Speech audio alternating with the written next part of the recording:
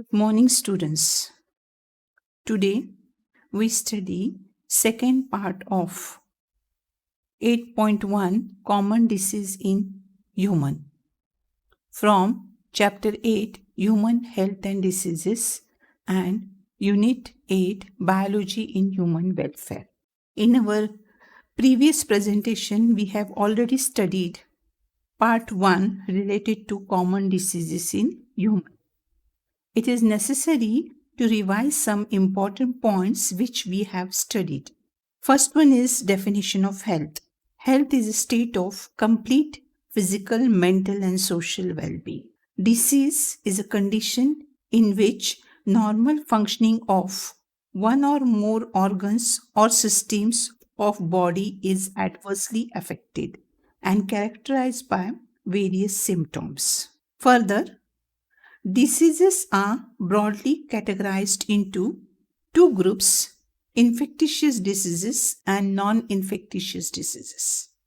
Infectious diseases spread from infected person to healthy person. For example, AIDS. Non-infected diseases do not spread to other person. Example is the cancer. Good health is maintained by balanced diet, personal hygiene, and regular exercise. Health is affected by genetic disorders, infections, and lifestyle. Disease-causing organisms are called pathogens. Bacteria, virus, protozoan are the pathogens. Bacterial diseases like typhoid pneumonia, viral disease like common cold, protozoan diseases like malaria, amoebiasis, fungal diseases like ringworm disease, helminthic diseases like filariasis, ascariasis.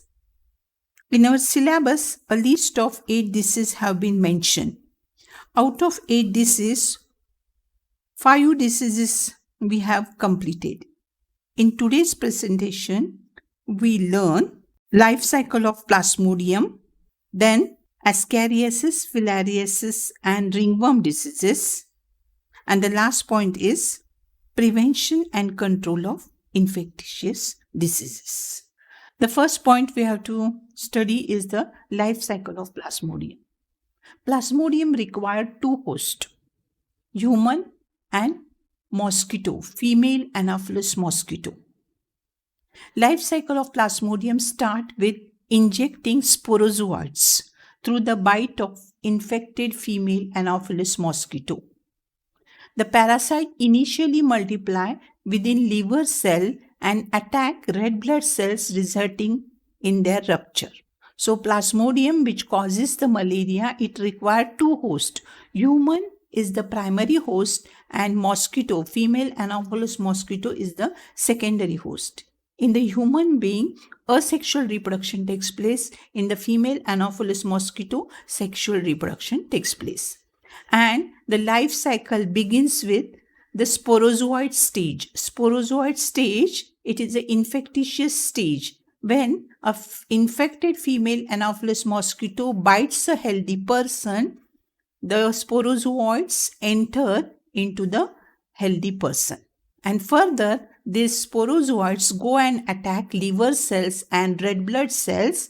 As a result, what will happen? The multiplication of that parasite occurs and the RBCs are ruptured. There is a release of toxic substance called hemozoin from the ruptured RBCs. It is responsible for chill and high fever.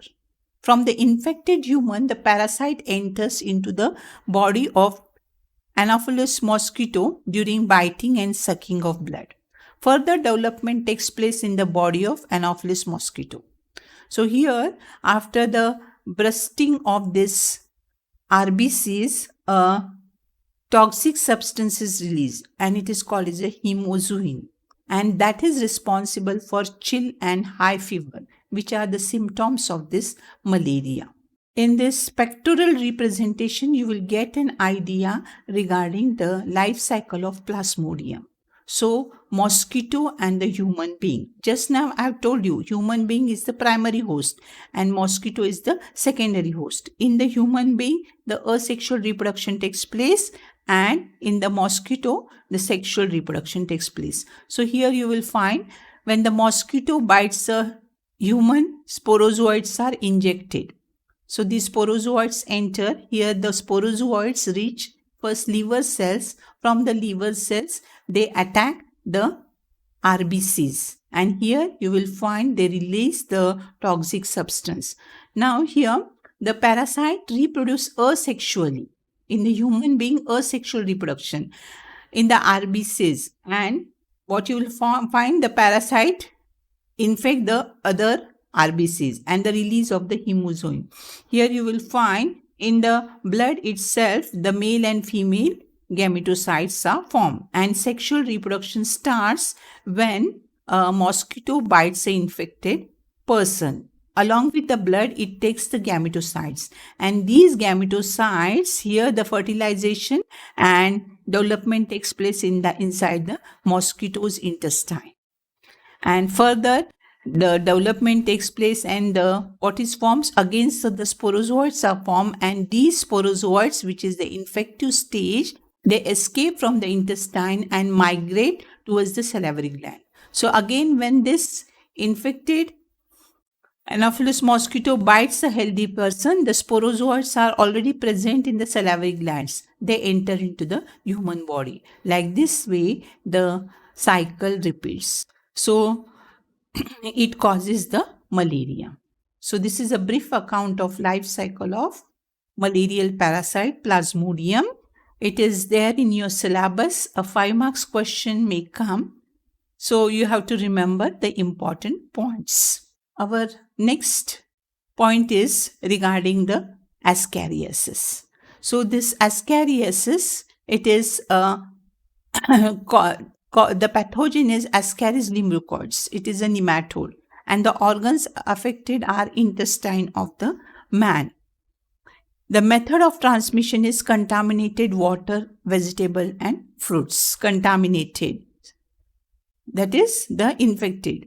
Then the symptoms: internal bleeding, muscular pain, fever and anemia, and blockage of intestinal passage. So here this Ascariasis is common in the areas where there is a poor sanitization is present, because here you will find the life cycle of this Ascaris lumbricoides, and here you will find the female lays almost 15,000 fertilized egg in the intestine, and when they passed out along with the feces, then the infection of new host occurs when these embryonic eggs are swallowed along the contaminated vegetables and fruits. So these are the embryonic eggs, and it is ingested by the human when the fruits, vegetables are contaminated, and the life cycle again repeats. So such type of transmission is called as a orofacial route of transmission. So in this diagram, you will get an idea. Here the Ascaris, which is also called as a roundworms, you will find here the male and female. You will find here the male are having curved posterior end, whereas the female are quite long compared to the male Ascaris. So externally you can identify male from the female. Our next disease to be studied is filariasis, which is also called as elephantiasis. So here the pathogen is Wicheria malai, which is particularly a nematode parasite. Organs affected: lymphatic vessels of lower limbs as well as genital organs. Method of transmission: biting of infected female Culex mosquito. And the main symptoms are chronic inflammation of the organs, abnormal swelling of lower limbs, scrotum, penis. Hence the disease is named as elephantiasis or filariasis. So it is a rare disorder. And here the different species of filarial worms affect the different parts of the body. Affected parts show swelling. Affected parts show the swelling, and which looks like an elephant leg. Hence the name elephantiasis. So here is you will find the pathogen, and here the person which is suffering for elephantiasis. Abnormal swelling occurs. Next disease is ringworm.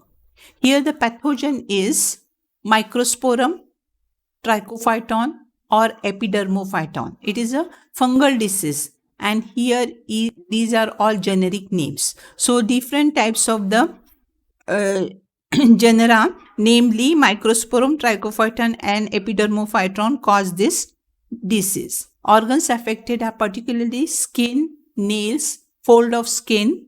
Method of transmission is acquired from the soil using towel, clothes, even comb of infected individuals. And the symptoms are appearance of dry, scaly lesions in the skin, nails, and scalp. The lesions accompanied with intense itching. So here you will find the appearance of dry, scaly, reddish rash, which is ring shape. They found in different parts of the body like face, neck, scalp, nails. And here you will find the Microsporum. So the medical term for this ringworm is tinea. The condition is further named after the site of body where infection occurs, such as ringworm on face and neck. It is called as a tinea barbae. Ringworm of foot, it is called as a tinea pedis. Ringworm of scalp is called as a tinea capitis. So all these are the areas where you will find the appearance of reddish scaly rash, which is ring shape, and it is mainly due to the fungus, and three different types of the genera are there: Microsporum, Trichophyton, Epidermophyton. So far, we have studied different types of the infectious diseases. It is necessary to know regarding COVID-19, which is mainly today's pandemic disease. It is not in your syllabus, but it is necessary to have information regarding this. So, COVID-19, coronavirus disease. It is an infectious disease caused by new virus that had not been previously identified in human. This new virus have been named as severe acute respiratory syndrome coronavirus, SARS, that is severe acute respiratory syndrome coronavirus. So this virus cause respiratory illness like flu with symptoms such as cough, fever, and in more severe cases pneumonia and a failure of lungs and kidneys. COVID-19 originated in Wuhan, China, and has now spread all over the world. On March 11, 2020, WHO, World Health Organization, called it is a global pandemic disease. So, regarding this disease prevention, in order to protect ourselves from COVID-19, we should frequently wash our hands thoroughly with soap. Maintain at least 1 meter distance from anyone coughing and sneezing. Avoid physical contact while greeting. Avoid touching our eyes, nose, and mouth. Cover our mouth and nose with disposable tissue when coughing or sneezing. We should stay at home and seek medical attention if we feel unwell. So far, we have studied the different types of the infectious diseases. So in this tabulated form, you will find the 8 diseases which have been mentioned in your syllabus. So in that 8 diseases, typhoid and pneumonia, they are bacterial diseases. Common cold, viral disease. Then comes the malaria and amoebiasis, protozoan diseases. Then ascariasis and filariasis, it is a helminthic diseases. And ringworm, it is a fungal diseases. So these are the name of the diseases. The pathogens are bacteria, virus, protozoa, fungi, and helminthic worms. Here you will find the scientific name of the causative organism. That is the name of the pathogen. Already you know disease causing organisms are called as a pathogen. And these scientific names are important one. In your previous year, you have studied the binomial nomenclature. The first name is the generic name, start with the capital letter, and second name, it is a species name, start with the small letter. So, Salmonella typhi, that is the causative organism for the typhoid. The symptoms are mainly high fever, weakness, stomach pain. Then, in case of a pneumonia, it is a Streptococcus pneumoniae or Haemophilus influenzae. The main symptoms are fever, chill, cough, and headache. Then cold, here rhinovirus, and mainly you will find the cough, headache, that is the symptoms. Then is the malaria, Plasmodium. The Plasmodium malaria is the causative organism, that is the pathogen. Chill and high fever, they are the main symptoms. Then amoebiasis, Entamoeba histolytica, that is the pathogen, and it causes the pain, cramps, abdominal pains, cramps, stool with the mucus and blood. So constipation, these are the symptoms of amoebiasis. Then comes the ascariasis, Ascaris lumbricoides, that is the pathogen. And here are the symptoms: internal bleeding, muscular pain, fever, and anemia.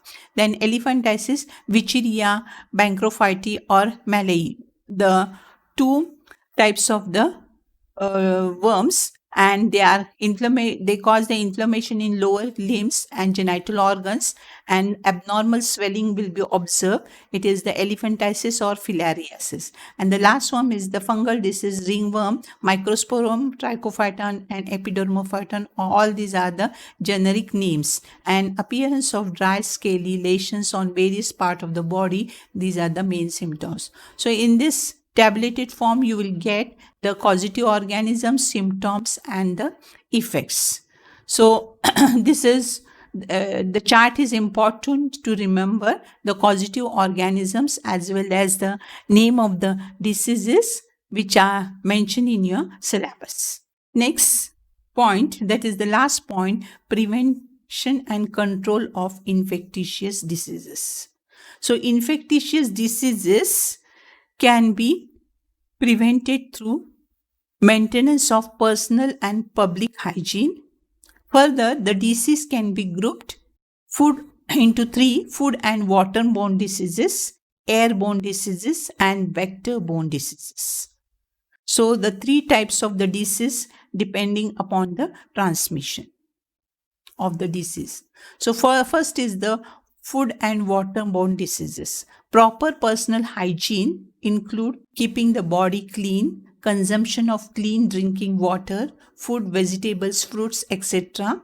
Proper public hygiene, which includes proper disposal of waste and excreta, periodic cleaning and disinfection of water reservoirs, pools, tanks, observing the standard practices of hygiene in public catering. So mainly the typhoid, amoebiasis, and ascariasis, they are spread due to the contaminated food and water. So these cares we have to take in case of a typhoid, amoebiasis, and ascariasis, which are food and waterborne diseases. Second group is airborne diseases. Here the prevention is close contact with infected person and their belongings should be avoided. Personal hygiene is also very important to prevent the diseases. Pneumonia as well as common cold and the COVID-19, they are airborne diseases. So we have to take care by avoiding the close contact with the infected person, and belongings should be avoided. The third category is vector-borne diseases. Here, the preventive measures are controlling or eliminating the vectors and their breeding places, avoiding stagnation of water in and around residential area, regular cleaning of household coolers, use of the mosquito nets, introducing fish like Gambusia in ponds that feed on mosquito larvae, spraying of insecticide on drainage areas, swamps, etc. Doors and windows wire mesh to prevent the entry of mosquitoes. And here you will find The diseases are mainly malaria, filariasis, dengue, chikungunya. They are called as a vector-borne diseases because they are mainly spread by biting of the insects. So particularly the malaria, you will find the fish like Gambusia. If you introduce that fish in the water reservoir, you will find this fish will feed on the larvae of the mosquito. So all this care you have to take to keep away the vector-borne diseases. So these preventive measures are against infectious diseases will prolong a good healthy life and you will be away from this. So to remember the um, points are awareness. Awareness means general public should be made aware to infectious diseases and their mode of transmission and preventive measures through media, banners, etc. so that they can be protect themselves. Healthy practices you should be cultivated. In order to safeguard ourselves from the infectious diseases, we need to have healthy practices like personal and public hygiene. Personal hygiene, that keeping the body clean, eating nutritious food, drinking clean water, eating fresh fruits, vegetables, good exercise, adequate rest, and learning to manage our stress. So, all these are the important points regarding the personal hygiene. Public hygiene, it is periodic cleaning of the water bodies, water reservoirs, then proper disposal of the waste, then again using of the mosquito nets at the home. All these are the preventive measures regarding to keep away the vector-borne diseases. Isolation is compulsory. Voluntary keeping away from the infected person will prevent further infection. And vaccination is also very important. Maintenance of effective preventive schedule of vaccination against help to eradicate these diseases. And antibiotics, these also help in treating the infectious diseases. So diseases can now be prevented. Vaccines and immunization. Vaccines eradicate smallpox, polio, diphtheria, pneumonia, tetanus. Through biotechnology, we can make available new and safer vaccines. Discovery of antibiotics and various drugs also enable us to effectively treat the infectious diseases. So all these are the preventive measures which will help to keep us healthy and to keep away the infectious diseases. So in today's presentation, we have studied the life cycle of the Plasmodium, then remaining 3 disease, pathogen, symptoms, and the last point is prevention of and the control of the infectious diseases. Thank you.